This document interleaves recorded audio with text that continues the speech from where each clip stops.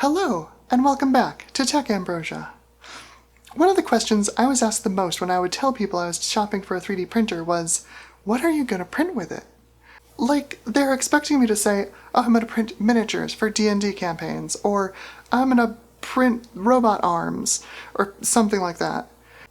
My answer was always all kinds of things, because the truth is that a 3D printer isn't a one-trick pony. It's a tool, and it can print an immeasurable number of things you can download from the internet for free. I love my 3D printer, and I've been following 3D printing technology since I caught wind of the RepRap project in 2007. Even knowing as much as I know about 3D printing, the incredible utility of having a 3D printer didn't really click for me until I used mine to solve a problem I had. I talked about this Visa ARM spacer briefly in my Under 3 review, but the act of going from design to print to use blew my mind. The real answer to what are you going to print with it turned out to be whatever I can dream up. And that is the real power of 3D printing. For this video, I want to talk about my first real 3D printing project, this monstrosity, and share with you the realizations I made along the way, including the eureka moments as well as the facepalms. All set? Bottoms up.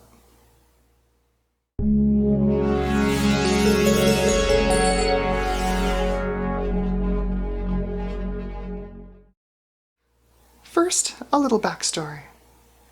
I moved to New Mexico at the start of 2021 to escape a bad housing situation I'd gotten myself into in Southern California, and as a side effect, escape from the rat race of SoCal living costs. I'd gotten a good vibe from this area when I traveled through here on my way out to Southern California, and it turns out, New Mexico is absolutely gorgeous. However, this is the high desert, and in the summers it gets warm. Like, really warm. Poor move planning on my part meant that I hadn't brought a fan with me, so to keep cool, I was using my apartment's HVAC fan to circulate air in the apartment while I worked from home. I was running that enormous industrial fan from dawn to dusk every day, and my electric bill reflected that. Oof. I knew that bill was going to be bad, but it still shocked me a bit to see it. With that fresh in my mind, I went out and purchased a smaller and much more typical air circulator fan, Alaska Wind Machine. It works. It definitely has the power needed to circulate air. However, I have two complaints about it. One, it's loud. Even on its lowest setting, it's loud enough that I have to keep it outside of my office, blowing into the room, in order to work in here.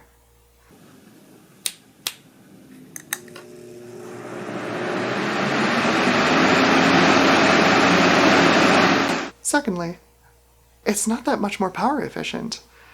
I measured it with my kilowatt between 75 and 100 watts, depending on what speed I run it at, and since I basically run it all day long, that added up fast. Oof.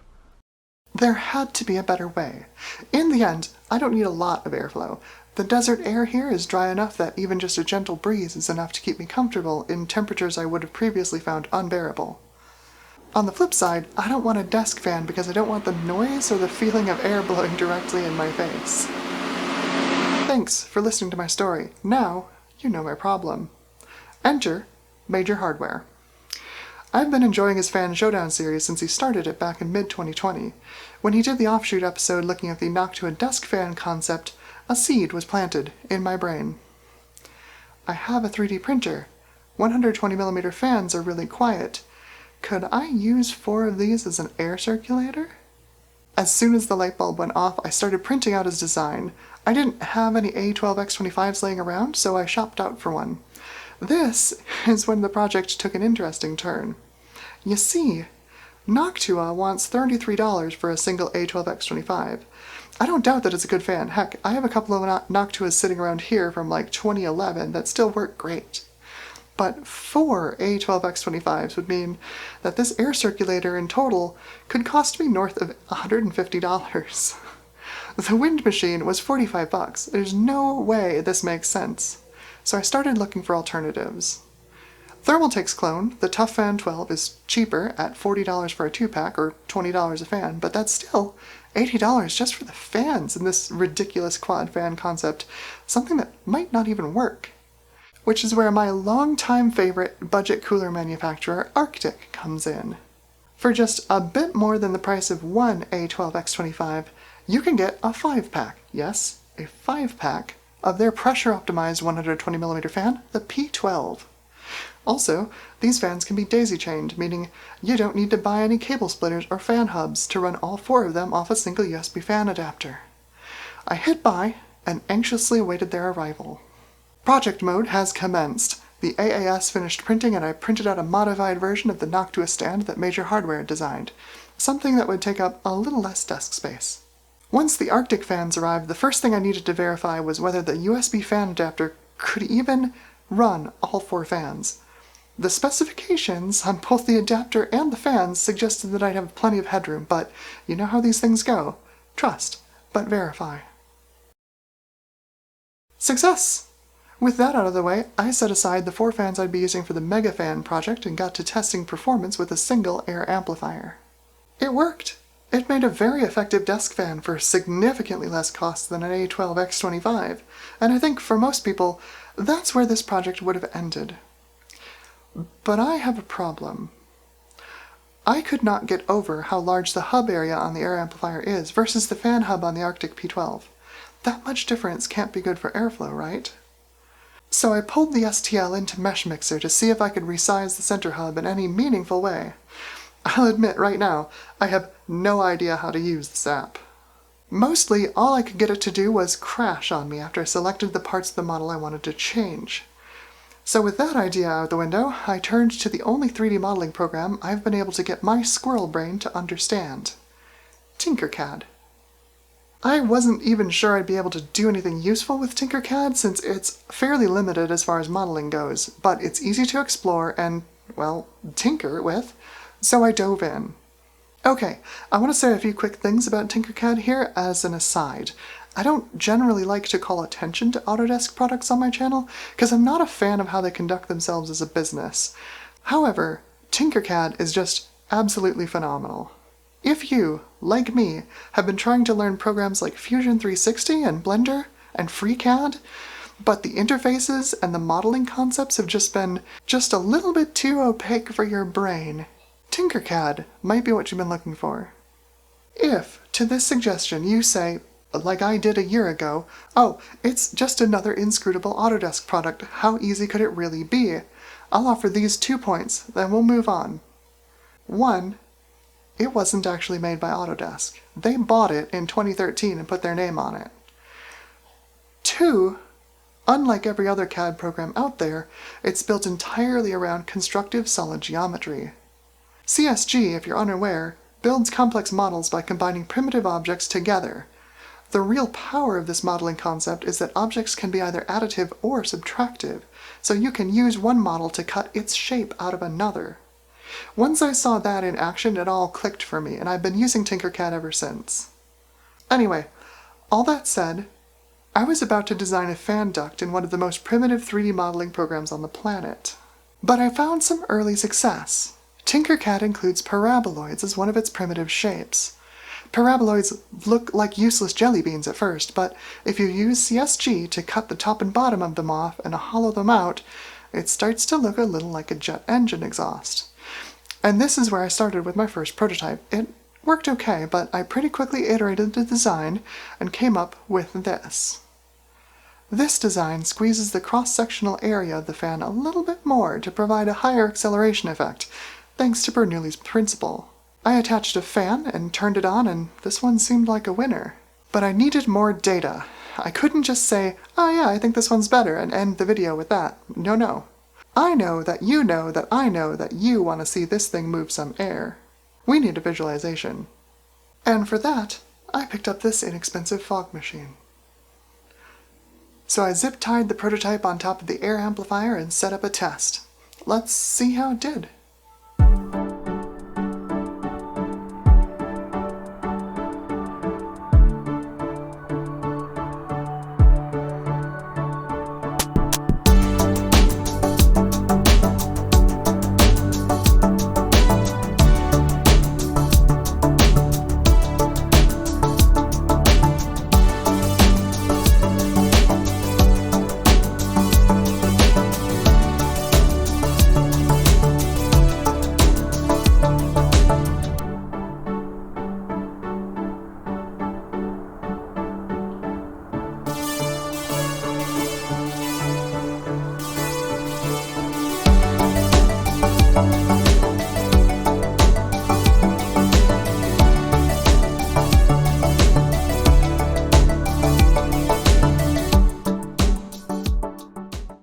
So I took away 3 things from this test. The first thing is that they both did pretty well, pushing air quite a ways away from the fan.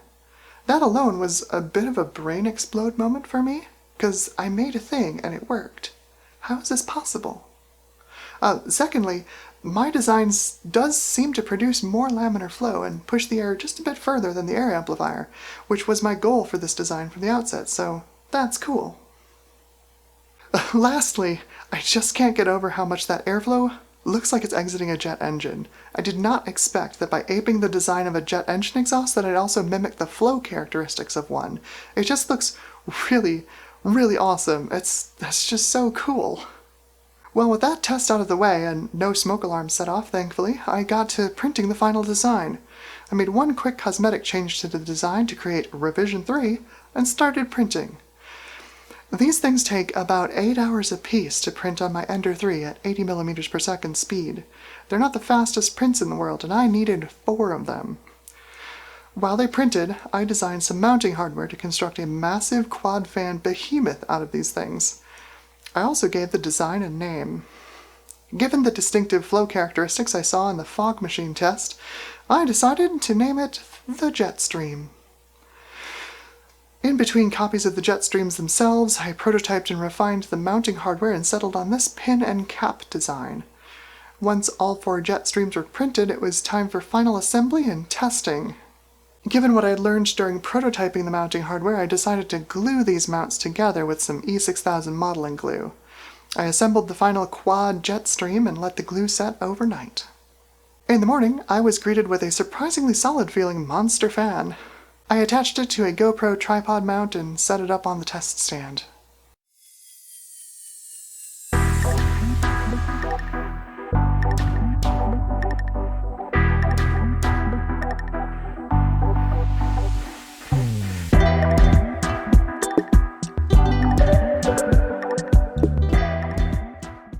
Well, it turns out that 4 is better than 1. Not quite 4 times better, but it is definitely moving more air further across the room than the single fan version did. At this point in the video, we're now up to the present day. I'd love to be able to tell you that I've been using it for a month now and it works great, but I assembled it last night and tested it this morning. I need to test several locations within this room to find a spot where it provides me with that perfect gentle breeze I'm looking for. The version you've seen in this video, while I refer to it as version 3, is really a beta tester. I'd like to make some aesthetic revisions to the mounting system, especially. And I'd like to experiment with converging the nozzles on the fan to try and produce one uniform airstream instead of 4. I don't even know if that's possible without, 3D printing what amounts to an aerospike. Anyway, that's not quite it for this video, because I'm also releasing all of the STLs for this project on my Thingiverse account. Link in the description. This includes, obviously, the JetStream itself, but also all of the 3D printable mounting hardware for a single fan or for the whole quad fan project. The single fan version shouldn't need glue to stay together, at least it didn't in my testing, but if you plan to use the pin and cap system for the quad fan, you'll definitely want to add some glue to the ends of the pins when you assemble it. I revised both of these mounting systems just a bit since I printed the versions you see in this video, trying to eliminate some of the issues I had putting the quad fan together. The only parts of the prints that should need supports are the GoPro-style mounts on the stands themselves, and of course, the JetStream itself just needs a little bit of support in the middle to hold the bottoms of the crossbeams as they print. I'm going to be using this fan for at least the next month or so while summer tapers off here in New Mexico, and I'm very curious to see how it's going to perform. If you want to chat about this design, please, by all means, leave a comment below. But if you also want to talk 3D printing in general, or the retro tech stuff that I also do on this channel, come join me over on Twitter at TechAmber. Link in the description. I'm running a poll this week to see if folks are interested in me starting a Discord server as well, so swing on by and let me know. That's it for this video. I hope you enjoyed this look at my first real 3D printing project from start to finish, and hopefully it's inspired you to make your own. Be good to each other, and have a great night.